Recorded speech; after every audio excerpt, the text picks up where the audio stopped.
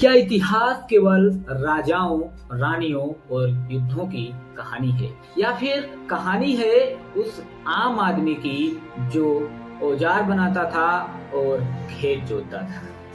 भारत में एक ऐसा विद्वान हुआ जिसने इतिहास को देखने का हमारा नजरिया हमेशा के लिए बदल दिया। वो पेशे से तो इतिहासकार नहीं था बल्कि एक गणितज्ञ था।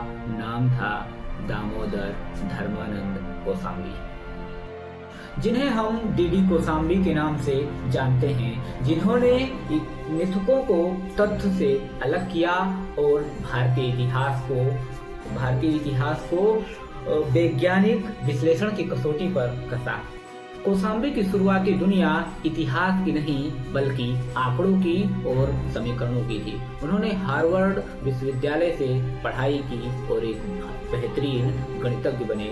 उनकी रुचि भारतीय समाज को जानने को लेकर बाद में हुई।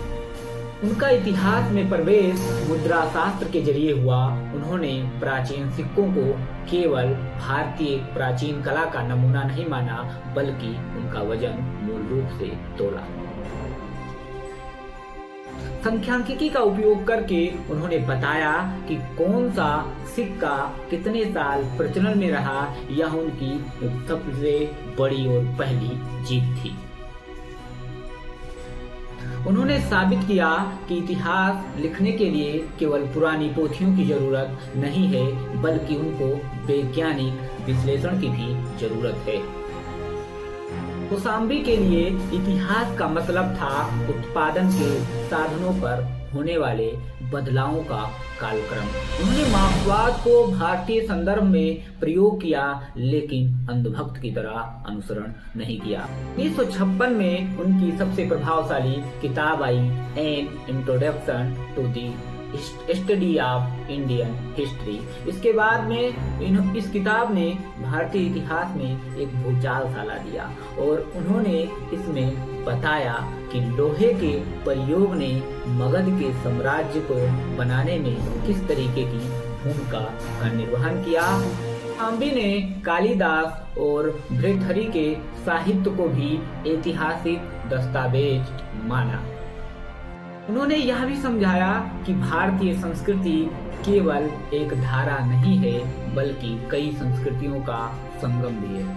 कौसाम्बी आराम कुर्सी पर बैठने वाले इतिहासकार नहीं हैं। वे पुणे के गलियों में, गांवों में आसपास घूमते थे और देखते थे कि आज के आदिवासियों के रीति रिवाज कैसे प्राचीन काल से जुड़े हैं।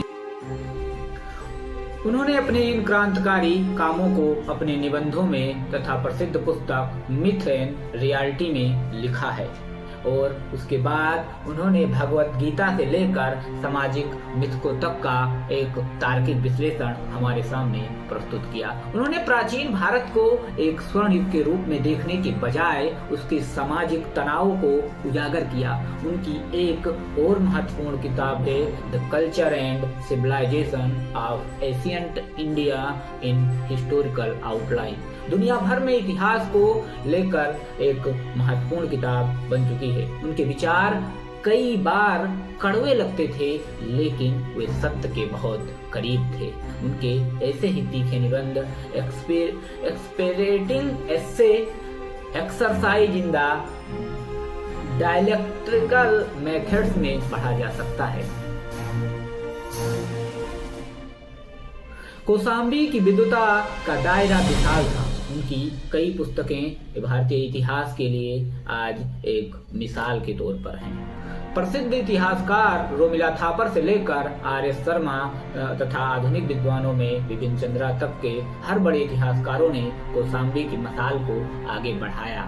डीडी कौसाम्बी ने हमें सिखाया कि इतिहास को रटना नहीं है बल्कि समझना है।